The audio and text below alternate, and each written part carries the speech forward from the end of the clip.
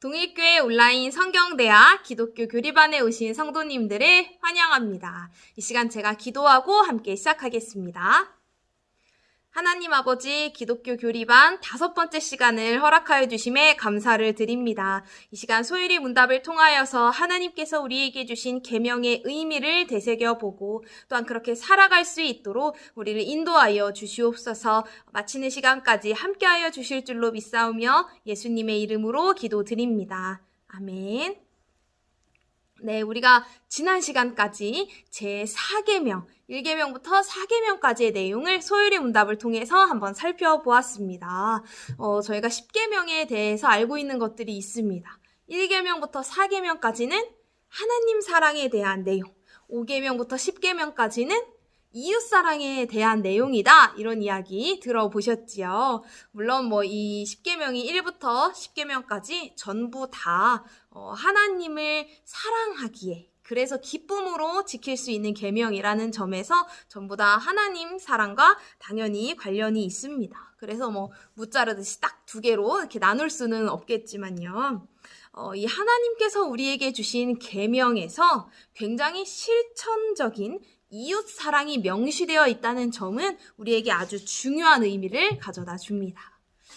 믿지 않는 사람들은 종종 우리들에게 이런 이야기들을 합니다. 기독교인들은 주일날 교회 안에서만 뛰어납니다. 가정에서나 직장에서는 무능력한 사람이 많아요. 참 안타까운 그런 이야기입니다. 이 그리스도인의 능력은 이 예배당 건물 안에서 혹은 주일에만 드러나는 것이 아닌데 많은 분들이 이 교회 안에서의 어떤 그 신앙 생활의 모습들 이러한 것에 좀 집중하고 있다 보니까 오히려 우리의 신앙과 능력이 점점 더 약해지고 있는 것 같습니다.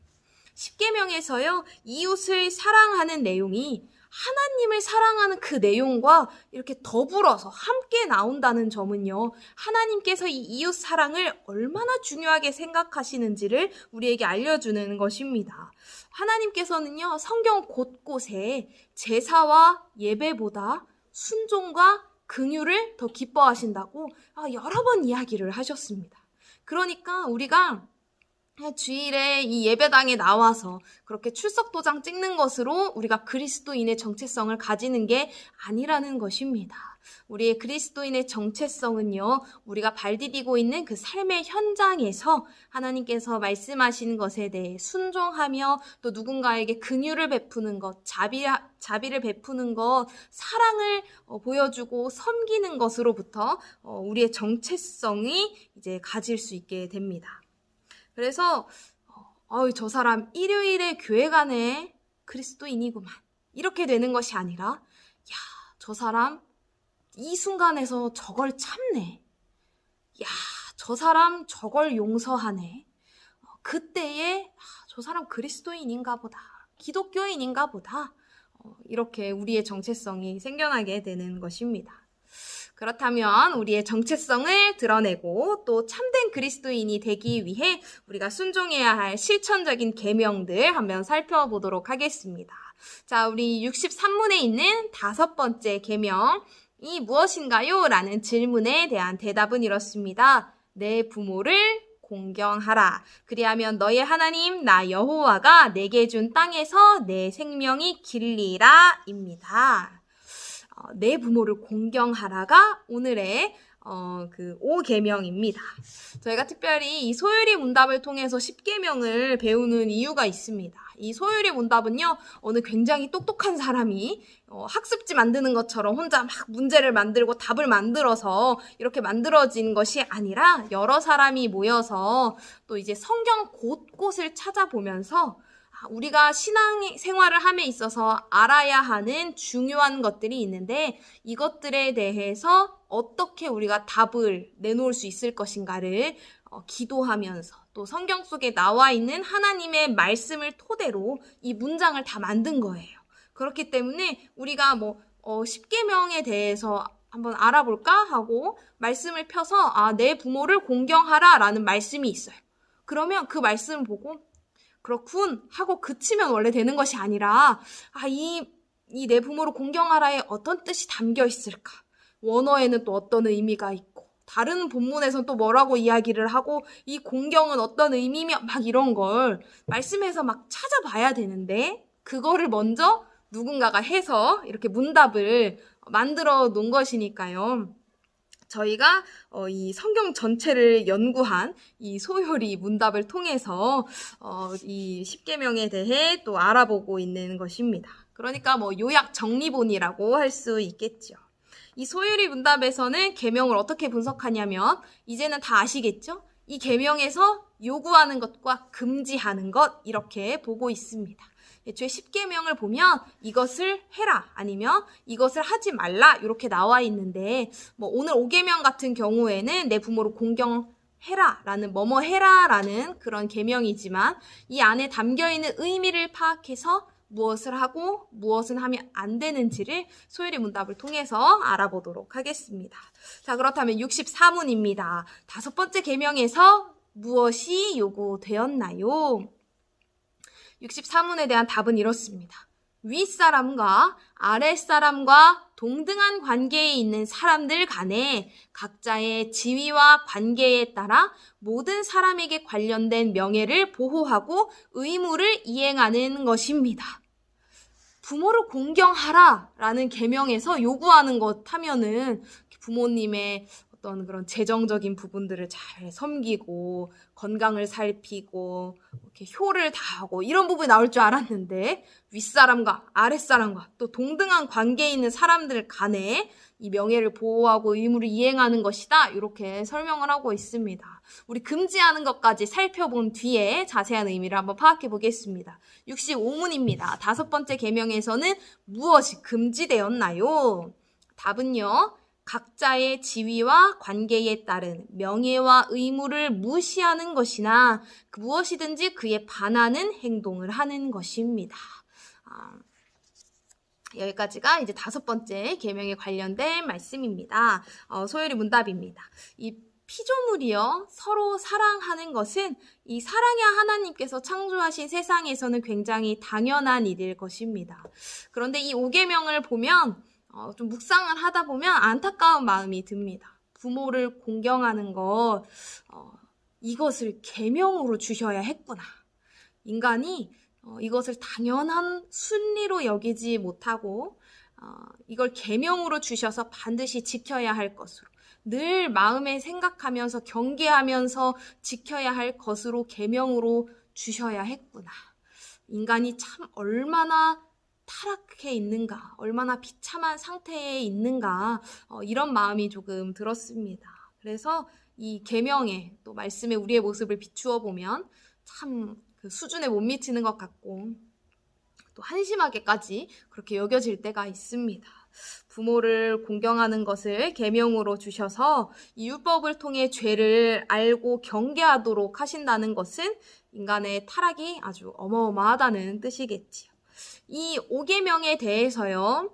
소요리 문답에서는 친부모, 나를 낳아주신 그 육신의 부모뿐만 아니라 나보다 나이에 있어서나 권위에 있어서 앞선 자들, 위에 있는 모든 자들을 내가 공경해야 할 부모에 포함시키고 있습니다. 그리고 거기에 따라서 거기에 따른 그 관계들에 대해서 이야기를 하고 있는데요. 윗사람, 아랫사람, 동등한 관계에 있는 사람 이렇게 설명을 하고 있습니다. 공경이라는 단어를 생각해 보면 참 어떤 건지 어떤 분은 존경하는 것 그리고 공손하게 대하는 것 이런 사전적인 정의로 이해하실 수 있는 분들도 있겠지만 정확하게 어떻게 공경을 해야 하는 건지 좀 감이 안 잡히실 수도 있을 것 같습니다. 저는 특별히 제가 일전에 청소년 사역을 할 때에 위기 청소년들을 만날 기회가 있었는데 그때 저에게 이 계명의 의미를 생각하는 일이 정말 어려웠습니다. 이 위기 청소년들과 대화를 나누어 보면요. 부모를 공경하지 않습니다. 그리고 그들에게 부모에 대한 이야기를 들어보면 조심스럽지만 제가 듣기에도 참 존경하거나 사랑할 구석이 없는 분들이 있었습니다.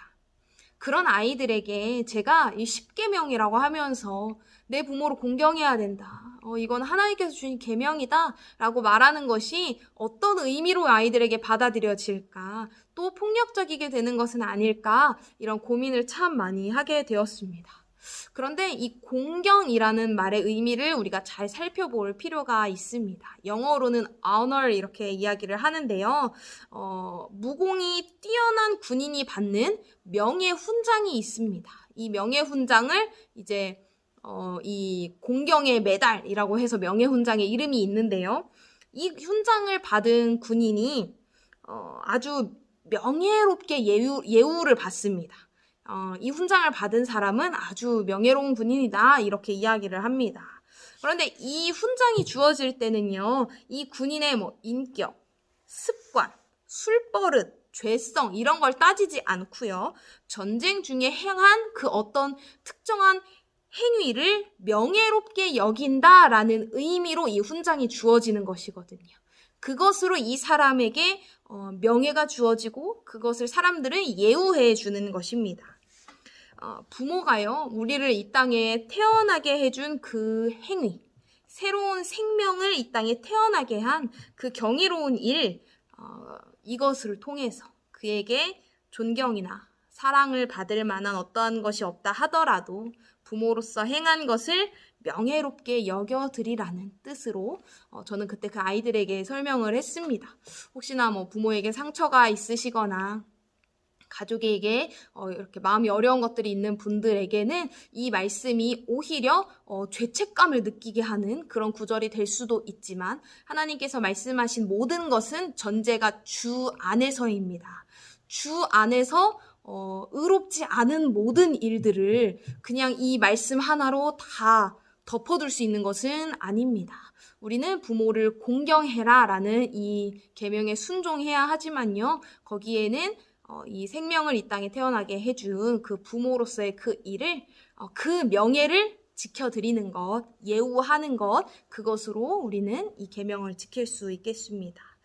그래서 이 5번째 계명을 설명할 때 내 부모를 공경해라, 여기서 요구하는 것은 부모님께 용돈을 잘 챙겨드려라, 이렇게 심정적으로 위로를 많이 해드리고 이렇게 잘 부양해라, 요런 내용이 아니라 명예로 설명하고 있다는 점을 우리가 주목해야 할 것입니다. 그리고 그 다음에 의무를 행하라, 이렇게 뒤에 이어서 또 우리가 부모님에게 마땅히 행해야 할 그런 의무들이 뒤따라 나오고 있지요. 다음으로는 금지하는 것에는 이런 내용이 있었습니다. 명예를 무시하거나 의무에 반하는 행동. 이 소율이 문답에서는 나의 부모님을 공경하고 그 안위를 살피는 것처럼 나보다 연장자이거나 교회 안에서 직분자일 경우에 그렇게 공경하고 섬겨야 한다, 이렇게 설명을 하고 있습니다.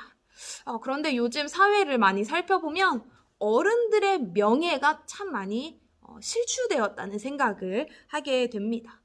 어른들을 바라보는 그런 시각이요, 참 우리를 위해서 앞선 세대에서 노력하신 분, 명예를 가지신 분, 예우를 해드려야 하는 분, 이런 인식이 아니라 약한 존재, 그렇게 큰 쓰임이 없는 존재, 이렇게 무가치하게 여기는 그런 시각들이 종종 보입니다. 이것은 하나님께서 만드신 이 세상에 하나님의 원리와는 완전히 거꾸로 반대로 가는 일입니다. 그래서 이 노인분들 관련된 범죄나 이런 이야기를 듣다 보면 참 많이 마음이 아픕니다. 그리고 역시 인간이 하나님의 말씀 없이는 반드시 어긋나고 어그러지고 잘못된 길로 갈 수밖에 없구나. 그것을 또 자기 스스로 합리화시키면서 이것은 저 사람이 잘못을 했기 때문에 당연하다.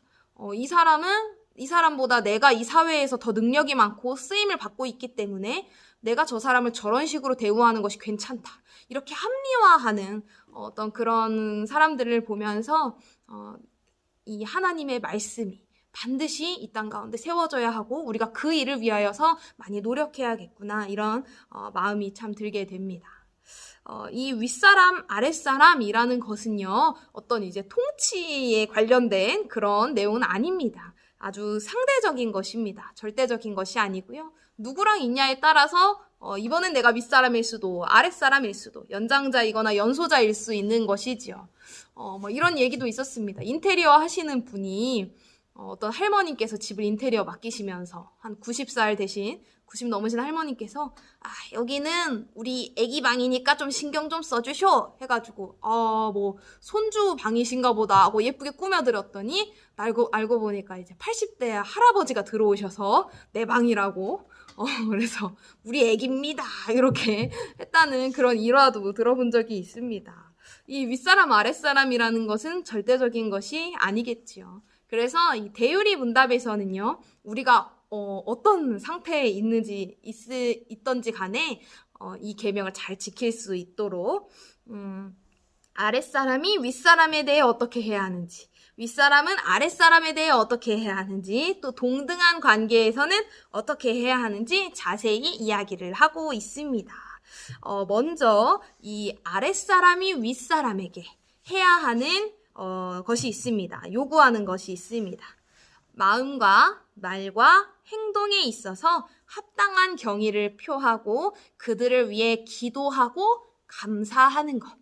기본적으로 우리가 부모님을 생각하면은 우리가 해야 하는 것들과 좀 비슷하지요. 마음과 말과 행동에 있어서 그분들을 위해 또 기도하고 감사한 마음을 갖는 것. 우리보다 앞서서 우리가 살아갈 수 있는 토양을 마련해 주신 그분들에게 감사한 마음을 가지고 또 나를 길러주시고 지금의 내가 있을 수 있도록 지원해 주신 그것에 대한 감사를 가지고 있어야 하겠습니다. 또 중요한 말이 있습니다. 항목이 사실 굉장히 많은데요. 중요한 것은 그들의 연약함을 인내하고 사랑으로 감싸며 이것으로 그들에게 영예가 되게 하는 것. 사실 연장자라고 해서 또 아니면 직분이 있다고 해서 연약함이 없지는 않겠지요. 그런데 아랫사람으로서 연소자로서 그런 연약함이 보일 때에 그때에 그것을 인내하고 사랑으로 감싸면서 하나님께서 그들에게 주신 그 권위를 인정하고 그들의 영예를 지켜드리는 것. 그래서 계명에서 요구하는 것에 아까 명예를 보호하고 라는 단어가 있었지요. 그래서 우리 아래 사람들에게는 윗사람에게 대해서 그 명예를 보호하는 것이 요구되는 의무입니다. 금지된 것은요, 의무를 소홀히 하는 것. 이것이 당연히 금지되어 있고요. 합법적인 권고, 명령과 징계를 받을 때에 그들의 인격과 지위에 대항하여 시기하고 경멸하고 반역하는 것. 한마디로 이렇게 해라. 합법적으로 좋은 말로 권고를 했는데 또 아닌 명령을 하거나 징계를 했을 때 대항하고 시기하고 경멸하고 반역하고 마치 사춘기 아이처럼 이렇게 하면 안 된다는 것입니다. 그리고 또 나오는 것은 저주와 조롱, 불량하고 추한 태도로 그들의 치욕과 불명예를 드러내는 것. 이것이 금지되어 있다고 이야기를 합니다. 어른들을 볼 때 그분들이 잘못하는 것이 있을 수 있죠. 당연히. 그런데 그것을 조롱하는 태도로, 불량한 태도로 그들을 치욕스럽게 만들고 어떻게든 저 명예를 내가 깎아내리리라 하는 그 마음을 가지고 있는 것은 결국 나의 문제이지요. 그래서 그것을 이 계명에서는 금지하고 있는 것입니다. 자, 이번에는 잘 들으셔야 합니다. 왜냐면은 보통 사람들은 자기가 윗사람이라고 생각하는 경우가 훨씬 많거든요. 그래서 내가 윗사람일 경우 아래 사람에 대하여서 어떻게 해야 하는지 먼저 보겠습니다. 사랑하고 기도하고 축복하는 것. 그러니까 내가 윗사람이지 이렇게 생각하신다면 사랑하시고 기도하시고 축복해 주셔야 한다는 말입니다. 그거 안 하시면은 계명을 어기시는 겁니다. 그리고 잘하는 것에 지지하고 칭찬하고 보상하는 것. 이것이 윗사람에게 주어진 의무입니다. 또 잘못하는 것에는 찬성하지 않고 책망하고 꾸짖는 건 뭐가 잘못하고 있는데 그래 알아서 하겠지 하고 그냥 내버려 두는 것, 이것 또한 하나님께서 원하시는 것이 아니라는 것입니다. 이것은 우리에게 윗사람에게 요구된 것입니다. 의무예요, 의무. 그러니까 잘못하는 것에서는 내가 조금 이것을 얘기하는 게 부담스럽더라도 책임을 가지고 반드시 책망을 해 주어야 하는, 바른 길로 인도해 주어야 하는 책임이 윗사람에게는 있는 것입니다. 그들의 영혼과 몸에 필요한 모든 것을 제공하고 보호하는 것, 보호해 주어야 하는 의무가 있고요. 또한 필요한 것들을 제공해 주어야 하는 의무 또한 있습니다. 그리고 진지하고 지혜롭고 거룩하여 모범적인 태도로 하나님께는 영광을, 자신들에게는 명예가 되게 하여 하나님께서 주신 권위를 보존하는 것, 이것 또한 윗사람에게 요구되는 것입니다. 그러니까 내가 가벼운 태도나 아주 지혜롭지 않고 거룩하지 않은 그런 불량한 태도를 가짐으로 인하여서 하나님의 영광을 가린다거나 하나님께서 내게 주신 그 권위를 보존하지 못하는 것, 경거망동하는 것, 이것 또한 이 계명에서는 금지하는 것입니다. 이 권위를 보존해야 할 의무가 있다는 것입니다. 내 행동과 이런 말과 이런 걸 조심히 하여서 하나님께서 주신 권위를 보존해야 할 의무가 누구에게 있냐면 윗사람 본인에게 있다. 꼭 기억하셔야 됩니다. 다음은 금지된 것입니다. 위의 의무를 소홀히 하는 것 당연히 금지되어 있고요. 재밌는 것은 자기 자신의 영광, 이익 혹은 즐거움을 지나치게 추구하는 것이 금지되어 있습니다. 왜냐하면요, 윗사람이 간 그 걸음을 뒷사람이 보고 밟기 때문입니다. 앞선 선배가 밥 먹고 하는 게 어떻게 하면 내 집 마련을 할까? 막 이 생각만 해요. 그래서 후배들한테도 맨날 이야기를 할 때, 얘들아, 내 집 마련이 그렇게 중요하다. 이게 너희 인생의 목표이다. 이것을 위해 막 목숨을 바쳐라. 맨날 이렇게 이야기를 한다면 당연히 뒤에 따라오는 후배들, 연소자들은 뭐가 중요한지 모르고 그 사람의 길을 따라가게 될 수도 있죠. 그래서 지나치게 자신의 영광, 이익 또는 즐거움을 추구하면서 무언가 나의 이익을 위해서 몰입하고 그걸 지나치게 추구하는 것 또한 금지되어 있습니다. 악한 일을 조언하고 격려하거나 선한 일을 만류하고 낙심시키는 것. 뭐 좀 잘해보려고 하는데 내가 해봤는데 그거 안 돼. 낙심시키고. 좋은 일 하려고 하는데 야, 그거에서 너한테 뭐가 도움이 되겠니? 만류하고 또 악한 일을 오히려 조언하고 요즘 다 그렇게 한다. 막 이렇게 조언을 하고 이 모든 거 하면 안 되는 것이겠죠. 그리고 그들이 노하도록 격동하는 것, 엄격하거나 태만한 행동으로 권위를 떨어뜨리는 것. 윗사람으로서 해야 하는 의무와 또 금지된 것이 참 많습니다. 어렵죠. 쉽지 않습니다. 윗사람 되는 건. 다음은 동등한 관계에서 해야 하는 것입니다. 존엄과 가치를 존중하고 상대방 앞에서 경의를 표하며 대하는 것. 동등한 관계에 있어서는 하나님께서 만드신 하나님의 형상을 따른 존귀한 지체로 바라보는 것이 참 중요하겠습니다. 그리고 서로의 은사와 발전을 자기 일처럼 기뻐하는 것, 이것 또한 아주 중요한 일입니다. 은사와 발전이 있을 때에 그것을 시기하고 질투하는 것이 아니라 내 일처럼 기뻐하는 것. 이것이 한 몸된 교회에 또 그런 그리스도의 지체된 몸인 우리에게 당연히 요구되는 것이겠지요. 금지된 것이 있습니다. 다른 사람의 가치를 과소평가하고 은사를 질투하는 것. 다른 이의 번영이 발전해 나가는 것에 대해 마음 아파하는 것. 누군가가 막 발전해 나가는 걸 보면서 내 마음을 아파한다. 그러면 그거 하면 안 되는 것입니다. 마음 아파할 일이 아니지요. 다른 사람의 탁월함을 빼앗는 것, 이것이 금지된 것입니다.